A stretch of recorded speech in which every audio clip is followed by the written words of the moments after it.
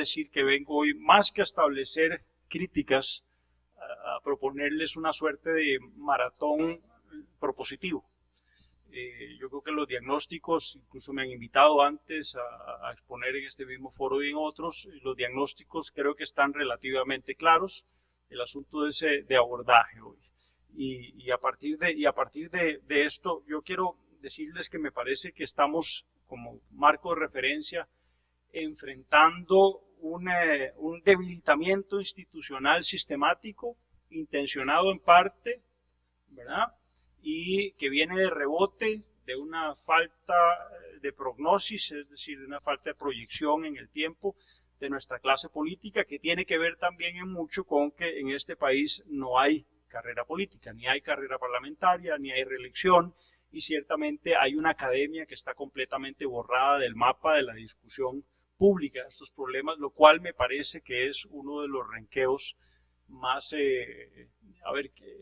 más implicantes y más problemáticos que tenemos. La academia en estos temas no aparece, y no aparece en el fondo porque ha optado por el lado cómodo de no priorizar en estas materias. Hace 15 años le propuse al rector de la Universidad de Costa Rica que a través de CONARE o de la Universidad de Costa Rica, lo hablé también con decanos en su momento de la Facultad de Derecho, estableciéramos un observatorio sobre las violencias, algo así como un estado de la educación, pero un estado de la seguridad.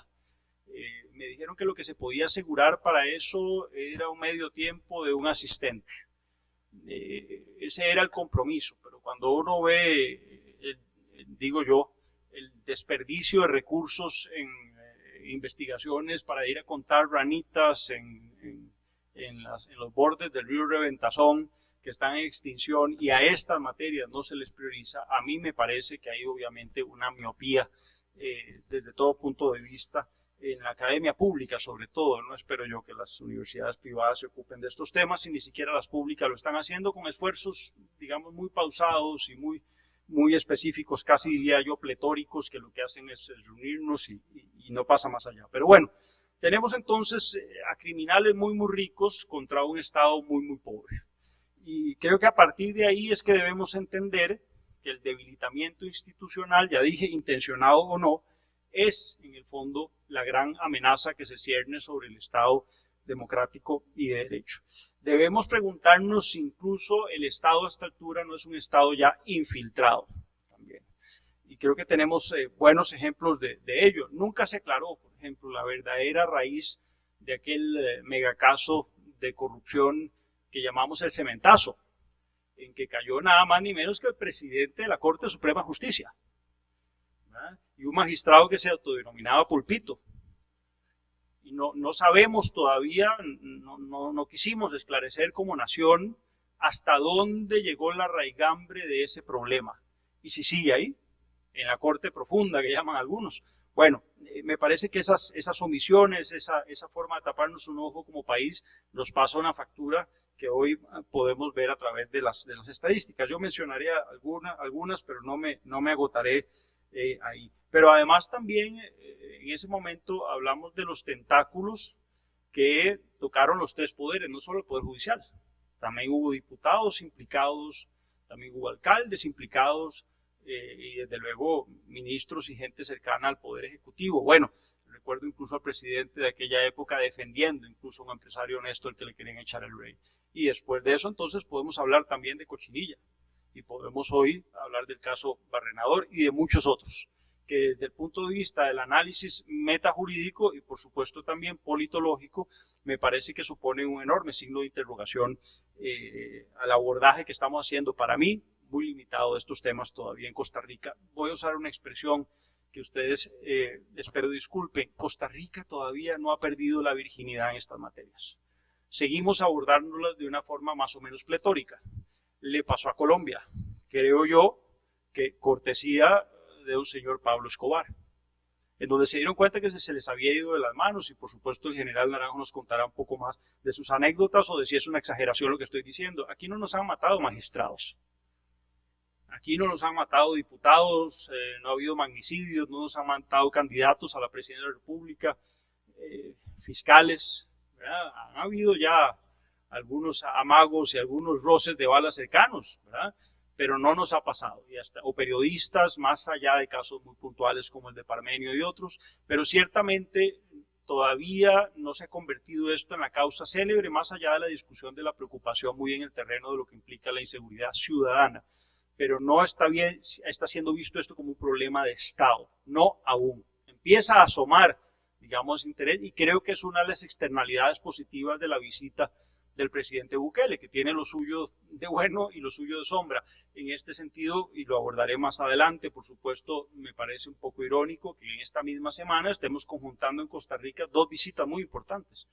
Una de una potencialidad política inconmensurable. Nadie puede negar que probablemente Bukele sea el líder político más importante de la región en este momento y más inamovible, ¿verdad? Podemos discutir su legado, y viene a hacer un aporte en lo que a ellos les ha funcionado y en su visión evidentemente política, no técnica, y basta con oírlo hablar para darse cuenta que lo suyo es mucho de tanteo. Pero tenemos también acá al general Naranjo, que viene a darnos una visión mucho más técnica, mucho más desde la experiencia y asumo mucho más comedida e inteligente en esta materia. Bueno, no hay que olvidarse que tanto el problema como la solución del problema de la seguridad es fundamentalmente político, ¿verdad? Es decir, nosotros podemos desde la técnica no obviar el conocimiento, proyectarlo, proponerlo, pero al final las soluciones que se imponen siempre son políticas, como sucede también con las grandes crisis económicas e incluso con el derecho, que es un instrumento de la política, querámoslo o no entender así los abogados, porque nos empequeñece como operadores del poder. Bueno, el abordaje del problema de la política, del problema de la seguridad, tiene que partir desde ahí. Y esto quiero subrayarlo, porque entonces me parece que la visión política de un gigante político como Bukele, con su voz, con su experiencia, ciertamente para El Salvador, no necesariamente para nosotros, es valiosa. Y viene a poner esto como una causa célebre, en donde he dicho, bueno, usa una expresión que a mí no me gusta tanto como demócrata, que es hay que alinear los poderes y hay que alinear la sociedad, pero por otro lado dice, conviertan esto en el tema de discusión. Este tiene que ser su tema prioritario y eso me parece que sí es relevante rescatarlo en esa visita. Y bueno, ya escucharemos más adelante también lo que nos tiene que decir el general Serrano en esta materia. Bueno, yo quisiera plantear desde aquí una lectura política del problema para luego aterrizar en algunas propuestas más de carácter jurídico y de lege ferenda o reformas. Creo que está haciendo falta un estudio de fondo de las causas de la violencia para poder entonces arribar a las soluciones. En Costa Rica no contamos, se lo he preguntado a varios historiadores, a gente que hace estudios macroeconómicos, digamos, de proyección histórica. Bueno, ¿cuánto nos hemos ahorrado por la abolición del ejército en Costa Rica como institución permanente? Tenemos una educación pública quebrada y en crisis. Algunos dicen que la caja costarricense, el Seguro Social, también está quebrada, otros dicen que mejor no digamos eso, pero lo cierto es que también está en crisis, y no es una crisis por falta de junta directiva o por un caso específico, está en crisis hace mucho tiempo y que tiene que ver también con una crisis en sus finanzas. Bueno, ¿cuánto entonces nos hemos ahorrado por la abolición del ejército? Y ¿ha alguien estudiado, insisto, desde las universidades públicas, si esos recursos, si ese ahorro, si ese contingente lo hemos invertido realmente en el desarrollo de un marco social que nos permita establecer una cierta cohesión social y que me parece es lo único que está sirviendo como valladar para que el crimen organizado no se termine de instalar al punto de hablar en Costa Rica así de un narcoestado? Creo que todavía no estamos ahí desde el punto de vista técnico. Un narcoestado es cuando el Estado está cooptado y las autoridades están cooptadas por el poder del narco. En Costa Rica no estamos ahí, si bien es cierto hay algunas incidencias, por supuesto, y hay una infiltración que, vista la falta de barreras, es inevitable. Pero bueno, en sentido amplio, yo creo que un Estado sin ejército puede sobrevivir si nosotros tenemos una excelente policía y una excelente educación cívica. Pero además, un ejército no tan silencioso de diplomáticos, que hagan su trabajo en el mundo. Y creo que en esos tres estamentos estamos muy débiles por el momento.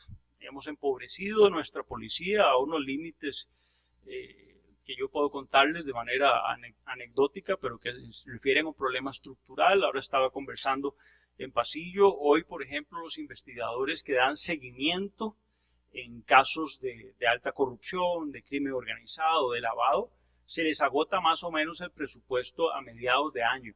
No pueden hacer seguimiento. Me decían también, no les pagan horas extra.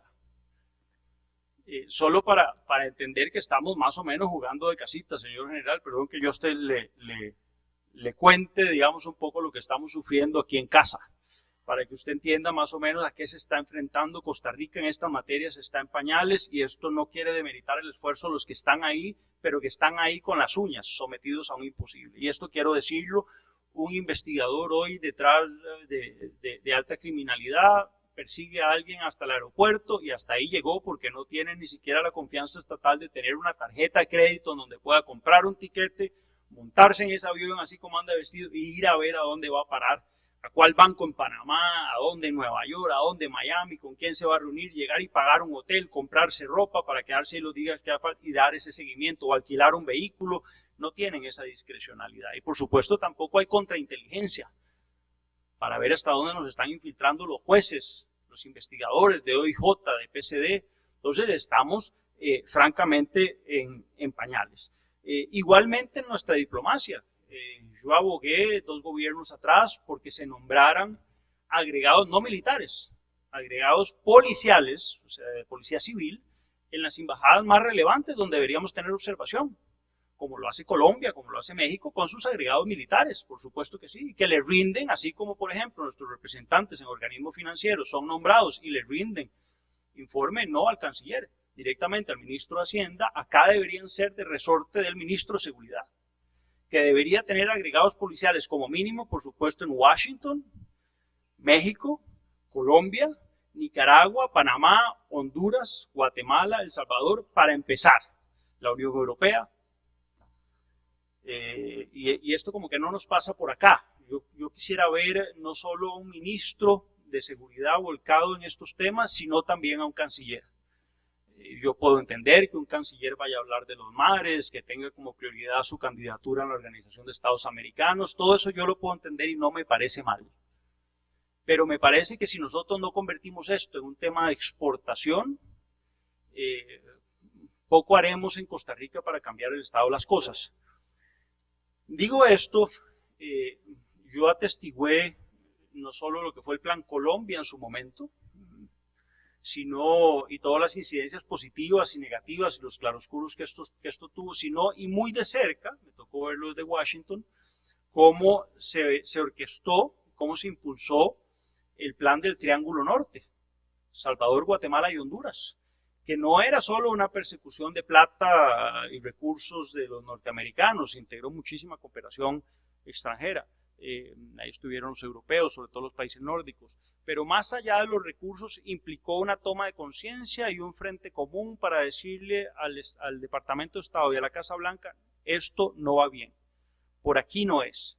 Y yo vi incluso cómo removieron embajadores y cómo rediseñaron embajadas enteras alrededor de este tema. Es decir, recuerdo México mandaron un segundo de a bordo que era un antropólogo, historiador muy conocido mexicano, porque lo que venía de prioridad para ellos era la repatriación de tesoros arqueológicos muy importantes para México. Estuvo 2 años, bueno, cumplió su misión y se devolvió. Si la seguridad realmente es importante, entonces en Washington no deberíamos estar ya solo pensando en exportaciones y en negocios y en movilizar container y la industria logística, que está muy bien, sino que debería haber una instrucción directa al presidente de la República y ver si le alcanza el componente de gente que tiene ahí. Para eso no alcanzan siempre solo los de carrera, o sea, los burócratas de Cancillería. Hay que reforzarlo con gente que sepa de estas materias. Y fundamentalmente, por supuesto, policías, fiscales, gente que ha estado en estas lides.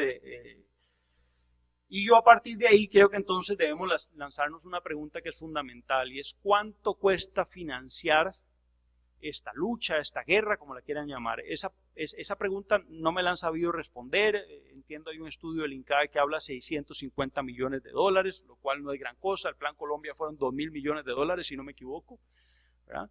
Costa Rica con una ventaja inmensa. Al final, el compendio de mis propuestas va en el marco de algo que vengo a decirles hoy. Yo propongo un plan Costa Rica, que ojalá llamemos plan democracia, para entender que aquí la lucha tiene que darse dentro de los márgenes democráticos y que me parece que tiene una gran potencia diplomática si la vende un presidente, un canciller, un ministro de seguridad, desde el punto de vista siguiente. Señores, comunidad internacional, no dejen perder una joya regional como Costa Rica y defendamos no la seguridad, sino la democracia más antigua y más estable de la región. Y para eso necesitamos cambios de política, no solo ir a pedir plata y pasar el sombrero, sino que debemos entender que la lógica que está planteada desde Nixon, que es una guerra ante las drogas, fracasó. Solo el 0,4.6%, estos son citas oficiales, del armamento incautado en Costa Rica tiene registro. El 0,6%. Bueno, el tráfico de armas, déjenme sorprenderlos, no viene de norte hacia sur, como sí le pasa a México el Triángulo del Norte, viene fundamentalmente del sur. Esto yo se lo advertí al presidente Solís en su momento y al canciller en su momento, estaba muy ocupado haciendo negocios con los árabes para fijarse en eso. Pidamos una silla en La Habana en la negociación entre las FARC y el gobierno de Colombia. Una silla de observación, porque las cláusulas de contención de las armas no son suficiente garantía para nosotros y ese es un tema que es muy importante, además de observar todo lo demás que ahí se estaba negociando, el corredor que se dejaron en Colombia del Atlántico hacia el Pacífico. Este proceso yo lo observé muy bien como subjefe de la misión de observación del referéndum por el plan de paz en Colombia del 2016 con el presidente ya fallecido Álvaro Colón de Guatemala y yo, y nos reunimos con Timoshenko, nos reunimos con el presidente Santos desde luego, con el presidente Uribe, y la discusión ahí fue riquísima para recoger y para confirmar muchas de mis tesis de que las armas quedaban sueltas. Lo que dijo ese plan de paz fue: nos entregan las armas que quieran, y el margen mínimo era un 10% de su armamento. El 80% de las armas que se están confiscando acá tienen origen colombiano hoy, quedaron sueltas. Y nosotros no tuvimos una proyección, una prognosis, se llama eso en relaciones internacionales, una prospectiva, para contener eso y para entonces blindarnos ante la avalancha que se nos venía. Entonces, por supuesto que hoy en las calles tenemos armamento muy pesado suelto. Ustedes me pueden decir una exageración, un abuso de fuerza, genera mucho orden, porque la gente hace caso ante una amenaza de fuego. Aquí lo que decimos es no, y entonces tenemos policías que si no pueden alegar legítima defensa terminan presos. Entonces tienen policías que no desenfundan y ustedes los ven, dos policías revolcándose. Don Walter Navarro me puede decir cómo funciona acá, aquí está también don José Andrade, revolcándose en el piso para poder contener a una turba en un barrio peligroso, porque la jurisprudencia prácticamente les prohíbe el hacer respetar su insignia. Eso yo lo llamo, un hipergarantismo penal que me parece que lleva al absurdo, sobre todo en el estado actual de cosas. No estoy dictando el protocolo, pero estoy diciendo que debemos empezar a redebatir estas cosas. Y no se están planteando, sino anecdóticamente cuando hay un titular en prensa. Esto a mí me parece que es muy importante. Bueno, yo les decía que yo quiero comentar sobre lo que me parece podemos rescatar de la visita al presidente Bukele estos días, que ha generado mucha alarma. Yo creo que hay que deshojar un poco el tamal de esta visita. Ya dije, me parece que es importante que está tornando en la causa célebre de los problemas nacionales el problema de la seguridad. Esto nos advierte también sobre cuál va a ser el próximo pivot de argumento electoral, y esto va a politizar muchísimo el debate. A este gobierno ya no le alcanzó, ya entramos en la espiral descendente del ciclo electoral el próximo año. Sí, aunque este gobierno nunca dejó de estar en realidad en elecciones y en un debate más político que de Estado, pero sí es lo cierto que en las próximas elecciones se va a definir el modelo de Estado y ya no solo el modelo securitario. Si hay una mayoría de diputados que atiende a un discurso político de populismo punitivo, sabemos a lo que vamos. Y eso va a ser inevitable y va a implicar incluso reformas de carácter constitucional y nos podemos ir olvidando, por lo menos por un largo periodo, de la Costa Rica que tenemos y que se diseñó hace 75 años. Yo creo que, sin embargo, el estado de cosas, y por supuesto Costa Rica ha cambiado, tiene que cambiar también. Pero entonces me parece importante que el presidente Chávez de pronto está develando cuál va a ser el próximo gran tema de debate en los próximos años, y cuál va a ser la llave de torque para abrir el acceso al Poder Ejecutivo y al Poder Legislativo también. Y es el tema securitario. Después me parece importante también que la visita de una potencia política como el presidente Bukele politice este tema. A mí me parece que el ethos colectivo de los penalistas en este país tienen una visión muy chata en términos políticos y pretenden que esto se vea desde visiones meramente academicistas, sin una sensibilidad de potabilidad política, sin un aterrizaje en el terreno de lo que está pasando en ese mare magnum caótico que son hoy nuestras cárceles, por ejemplo, que es un ridículo institucional absoluto. ¿Verdad? De eso también podríamos hablar y develarle a usted lo que está pasando, pero no son solo escuelas del crimen, sino que son también un voto de pobreza institucional. Ahí hoy se está reclutando, ahí hoy están operando desde ahí, lo usan como una vacación de descanso para volverse a organizar, y eso me parece que es importante que se politice el tema, y no digo se politice desde el punto de vista de la politiquería electoral, sino que entendamos de una vez por todas que las decisiones son y pasan por el poder político, no por el poder técnico, menos en un país en donde, insisto, la academia está autoborrada del mapa, un poco por comodidad y un poco porque la academia pública en este país se aburguesó. Me parece que ocupó una silla un poco cómoda, y de ahí viene una crítica social que ha sabido explotar muy bien, no digo para bien de las universidades, pero ha sabido explotar muy bien Chávez y su grupo. Bueno, quiero decir entonces que el problema de la seguridad, antes que un problema técnico, es un problema político, en tanto pasa por el rediseño, ojo lo implicante de esta discusión al final, obviamente no nos alcanza este tiempito para hablarlo, el rediseño de una política social, de una política criminal, el rediseño de una política económica de redistribución de la riqueza, desde luego, en la que Costa Rica fue campeón por mucho tiempo, y hoy obviamente todas las estadísticas nos dicen que la acumulación y la desigualdad está a la cabeza de toda la región. Somos el país más desigual de toda la región, con Colombia, por cierto, en el segundo lugar, después Chile y México. Un rediseño de la política de salud pública, que pasa también por revisar lo que está haciendo la Caja, pero qué tan funcional es el IAFA. Hay instituciones que es mejor cerrarlas y volverlas a abrir, pese a que estén bien financiadas.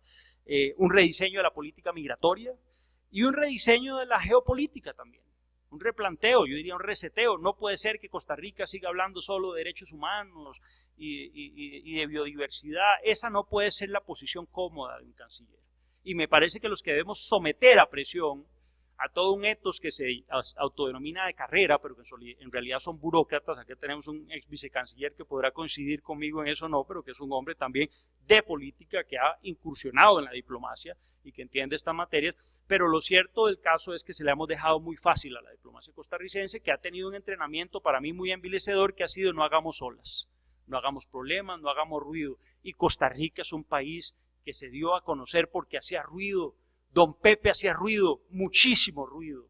¿Verdad? Fue el único que pudo enfrentarse en su momento argumentalmente a un Fidel Castro y dejarlo callado en un foro de las Américas, por ejemplo. Y como ese proceso lideró muchos otros. ¿Qué está liderando Costa Rica hoy internacionalmente? Colocando a Carlos Alvarado como el campeón de los mares y de la conservación de los mares, que es importante, pero que hay gente muriéndose. Entonces yo llamo a la atención porque me parece que las soluciones, por más que queramos, no van a ser eminentemente técnicas, y esto hay que plantearlo. Y un tercer elemento valioso de la visita de Bukele es que el gobierno de Costa Rica reconoce, uno, que no sabe muy bien lo que está haciendo en estas materias, que ha pasado 2 años en un tanteo y ha faltado mucho de replanteo, pero además, y esto está bien, que necesita ayuda. El problema hoy es tan grave que no lo resolvemos solos. Si lo supo Colombia con un ejército como el que tenía, y que es un país mucho más grande que nosotros, pues me parece que el reconocimiento tácito de que Costa Rica necesita no solo ideas, sino también un reseteo de nuestra política de seguridad. No digo que tenga que ser la que él está planteando, mucho menos si es un copy-paste de la realidad salvadoreña a la nuestra, pero por supuesto que habrán cosas positivas que extraer de esa experiencia, y me parece que eso sí, hay que estar muy, muy alertas de la incidencia que puede tener las decisiones que tomemos en política securitaria sobre el principio democrático que rige en Costa Rica. Y que sin embargo, quiero decirles, también me preocupa que se trate de extraer de esta crisis se trata de extraer cuotas de popularidad para que ciertos políticos puedan no solo prolongarse en el poder, sino además también autofortalecerse y autolegitimarse. Y eso es complicado, porque ahí sí se politiza el tema securitario, pero de manera, me parece a mí, indebida. Y obviamente la popularidad es la prioridad de este gobierno, lo ha sido siempre. Y eso sí me preocupa. Después me preocupó también, como les decía, la idea de alinear a los poderes, ¿verdad? Esto implica, en el fondo, uniformar pensamiento y, en palabras simples, implantear una dictadura o una autocracia, ¿verdad? Es decir, borrar las voces disidentes, y eso me parece que no está bien. Ya ven ustedes la hipérbole del presidente ayer, los diputados, por cuestionar el tema de ingresos militares que está en la Constitución, lo que querían era impedir que a ustedes les llegara la ayuda. Bueno, a esos excesos me parece que no tenemos que acostumbrarnos, ni tenemos que dejarlos pasar impunemente, porque si por ahí van a ir los descarrilamientos de la discusión, nada bueno saldrá de acá. Yo quiero recordar aquí la cita de Ferlosio, que decía de una manera, me parece a mí muy poética, decía: el dogmatismo y el fanatismo son una especie de inflamación absoluta de significados. Y creo que el debate político en buena parte pasa por ahí hoy. Están inflando los significados para vendernos una sola idea, que además es irrebatible, es incuestionable, que esa es la que hay que ir, y los que no estemos ahí, entonces voy a aplicar un poco la lógica aquella del derecho penal del enemigo, ¿verdad? Somos enemigos sociales, somos enemigos políticos que no solo hay que vencer, que hay que aniquilar y borrar del mapa, y eso es peligroso. Eso está en el discurso de Bukele, por supuesto, está en el discurso de Donald Trump, de Bolsonaro, pero también de líderes de izquierda, obviamente, como Maduro, como los Castro. Ya sabemos a dónde lleva esa novela. Bueno, yo acelero para caer nada más en las propuestas específicas y decir que no todos los países deben combatir igual. Hay que proyectar y seccionar la lucha. Por ejemplo, nosotros no tenemos tanto el problema del cultivo, hoy con las drogas de diseño, también con la producción de drogas, por supuesto que ahí está, pero no es el problema, digamos, o la causa mayoritaria de la inseguridad hoy en Costa Rica y de la violencia. Tenemos que centrarnos, por supuesto, en una segunda etapa del narcotráfico, que es el tránsito. Ahora voy a darles unas estadísticas para que entiendan por qué en Costa Rica la cosa es mucho más grave que en países más grandes, que además tienen ejército al final para contener esto in extremis. Y después hay otra etapa, que es la de la comercialización, de la venta y el consumo. Tenemos un problema ahí, pero el principal sigue siendo el de tránsito, el de embodegamiento, y las transacciones alrededor de eso, desde luego. Y bueno, también obviamente el lavado, que es una de las digamos, secciones del narcotráfico que es fundamental. Ahí tenemos un problema enorme. Sinceramente creo que ahí hay una gran sombra y es un tema que nadie quiere tocar. Aquí se están financiando campañas políticas, sobre todo a nivel regional, y por supuesto hay sectores muy amplios, el sector inmobiliario, también de abogados, de contadores, que están apuntados al negocio del lavado, por no decir solo los operarios, desde luego. Y bueno, finalmente también hay que atacar la corrupción, uno de los componentes fundamentales del narcotráfico, sin el cual no se articula. Normalmente se limita solo al tema del cultivo, la producción, ¿verdad? Y el tránsito, la comercialización, pero hay que agregar lavado y corrupción como parte del negocio. Bueno, yo aquí les voy a dar una estadística que me parece que es alarmante. Según los datos de Naciones Unidas y de la Agencia sobre Drogas, y este estudio se ha vuelto a hacer varias veces, en la venta, en la transacción final de las drogas, se produce el 65% de las utilidades, para que más o menos entendamos dónde está quedando la plata, en los países nórdicos, y aquí pues la transacción obviamente es mucho menor. Sin embargo, las utilidades de la producción o el cultivo rondan apenas el 1% de todo el negocio, ¿verdad? Curiosamente, el tránsito, que tiene que ver con toda la logística y que no es tan fácil de identificar, no está bien seccionado todavía cuánto está moviendo. Pero si entendemos que aquí estamos hablando solo de un 66%, nos está quedando al menos un 30% de lo que se mueve alrededor del tránsito, el embodegamiento. Es decir, es un muy buen negocio, está moviendo mucha plata. Y eso quiere decir que el crimen organizado en nuestra región, y específicamente en Costa Rica, que es lo que nos interesa hoy abordar, tiene un poder inconmensurable de financiación y por tanto de corrupción y de infiltración. Y esto es importante. Y sin embargo, aquí yo quiero darles otra estadística que me parece a mí muy importante. Cuando se analiza la violencia en términos de muertes y de lesiones físicas, que son las dos formas más visibles. Obviamente hay otras violencias estructurales que se pueden plantear alrededor de este negocio, pero ciertamente el 80% de la violencia que estadísticamente se puede medir deviene del tránsito y solo un 20% al consumo y al cultivo. Esto es muy importante porque entonces nosotros estamos metidos como país en el sector no solo que deja no las mejores ganancias, además de todo su mal negocio, sino que además nos deja más violencia. Y sin embargo lo estamos confrontando como si fuera un problema que casuísticamente podemos ir abordando. Yo con esto voy cerrando para decir que por causas de muerte, según la Organización Mundial de la Salud, el abuso de drogas es el lugar número 15 en Norteamérica, el 40 en los países andinos y el 50 en Centroamérica. Es decir, tenemos un problema de salud pública que también debemos abordar desde ahí. Pero, sin embargo, la violencia es mucho mayor en los países de tránsito que en los países de consumo. Es decir, los países de consumo se están divirtiendo apenas con un 15% del problema de salud pública y obviamente dejándose el 65% de las ganancias. Yo siempre repito, todos sabemos quién fue Pablo Escobar, o quién es el Chapo Guzmán, o el clan de los Beltrán Leiva, podemos seguir citando un montón. Aquí todos sabemos, hemos oído el Diablo, del Indio, sigan ustedes, yo no quiero aquí convertir a ninguno de estos señores en un célebre artista de nuestra panorámica criminal, pero nosotros casi no escuchamos quiénes son los capos en Chicago, o en Nueva York, o en California. Y aquí hay un doble discurso tremendo de los gringos que nosotros deberíamos debatir, porque ahí está el 65% de la ganancia.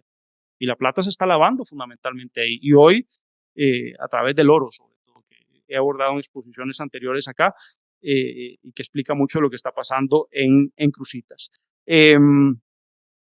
Bueno, creo que entonces estamos ante un momento de reset que debería implicar varios cambios que enmarco en este plan Costa Rica o plan democracia, que tiene que ver con un cambio de incentivos. Yo creo que el 80% del dinero que se recaude o que se logre al final, digamos, a partir de los comisos y los decomisos de los decomisos y los comisos debería quedar en manos de los agentes que investigaron y que lograron desarticular, digamos, esa banda y además que tuvieron la inteligencia para poder hacerse de esos recursos. Hoy la distribución es un desestímulo, digamos, a los que están trabajando en esta materia.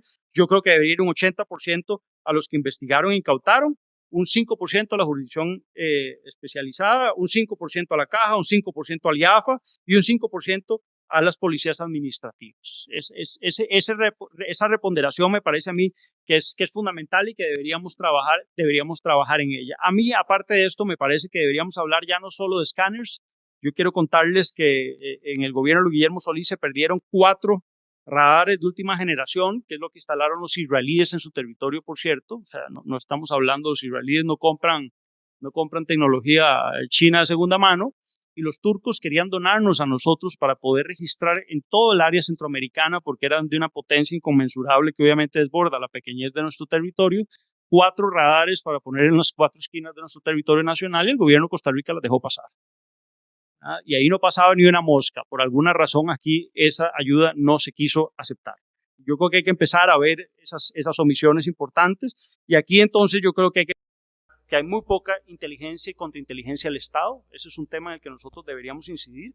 Debemos superar el localismo, es decir, el problema, el origen del problema fundamentalmente internacional, y si bien la solución ha de ser nacional, esta no alcanza. Entonces, por eso hablo yo de lanzamiento desde el punto de vista diplomático y no solo de política interna, de un plan Costa Rica, un plan democracia, que la Cancillería sea instruida y guiada por el Ministerio de Seguridad en estas materias, así como guía al Ministro del Ambiente, la Cancillería, cuando se trata de los temas de cambio climático, conservación, etc.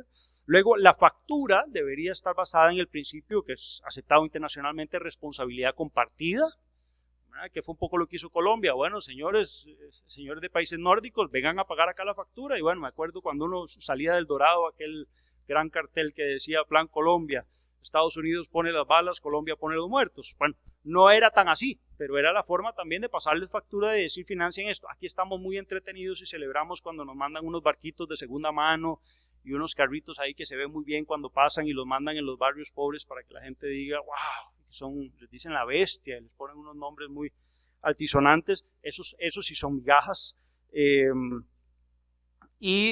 Después de eso, creo que si no están dispuestos a financiar eso, el rescate y el blindamiento de la democracia más antigua y más estable de las Américas, entonces creo que tenemos que tener una actitud valiente y decirle a los países nórdicos: lo que vamos a hacer es blindar nuestras fronteras para que nada entre, pero para que todo pase. Hoy lo que estamos haciendo es, y eso es en lo que se enfoca guardacostas norteamericanos, en que no pase, pero no que no entre. El problema es si entran, no si pasan recto. Entonces creo que hay que empezar a redimensionar con valentía cuál es nuestra estrategia de persecución y nuestra estrategia para abordar también el tema a nivel internacional. Después de esto, no solo se trata de más policías mejor formados, sino también bien financiados. Y esto hay que plantearlo, hay que dignificar la labor policial, eso lo dijo Bukele, por cierto, hace poco, ¿verdad? Y por supuesto, si va a haber más recursos ahí, pues también tiene que haber más contrainteligencia, tiene que haber más auditoría, sobre todo si les vamos a dar más discrecionalidad, ¿cierto?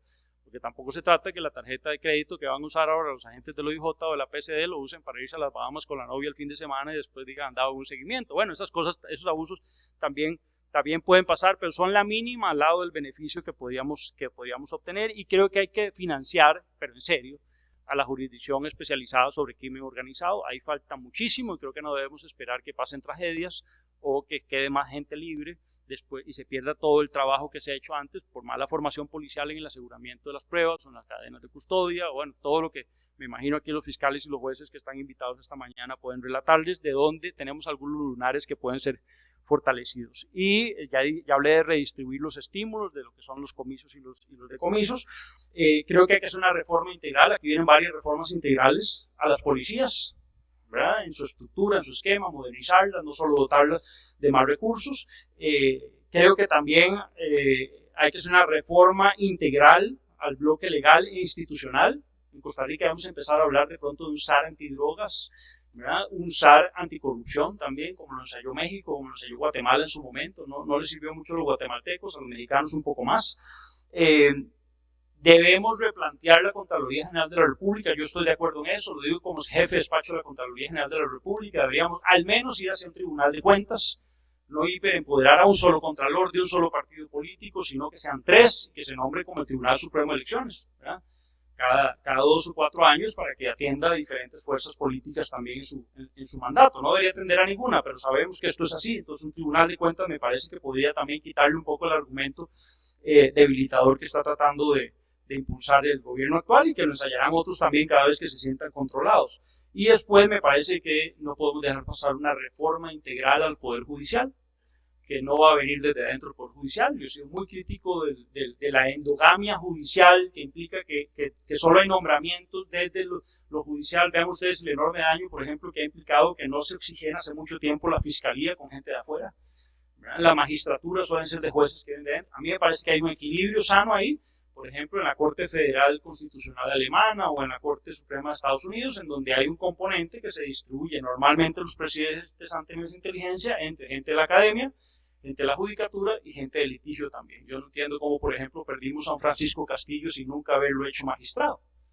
Y haberle dicho: ya dejé de escribir, ya dejé de litigar, venga, sea magistrado al final y venga a dotar esta institucionalidad de una valentía de un hombre que ya no tenía nada que perder y que siempre se caracterizó por decir las cosas. Un refuerzo en la educación cívica, que esto me parece que no es un discurso en un país como el nuestro.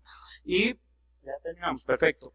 Voy en eso. Una reforma electoral que es fundamental. Ven que los partidos políticos que están teniendo capacidad de representación son los que acceden al financiamiento privado de sus campañas políticas, los 6 partidos con representación en la Asamblea Legislativa y no solo el gobierno. Y creo que hay que plantearse también un viceministro de Seguridad de Fronteras y de Migración dentro del Ministerio de Seguridad.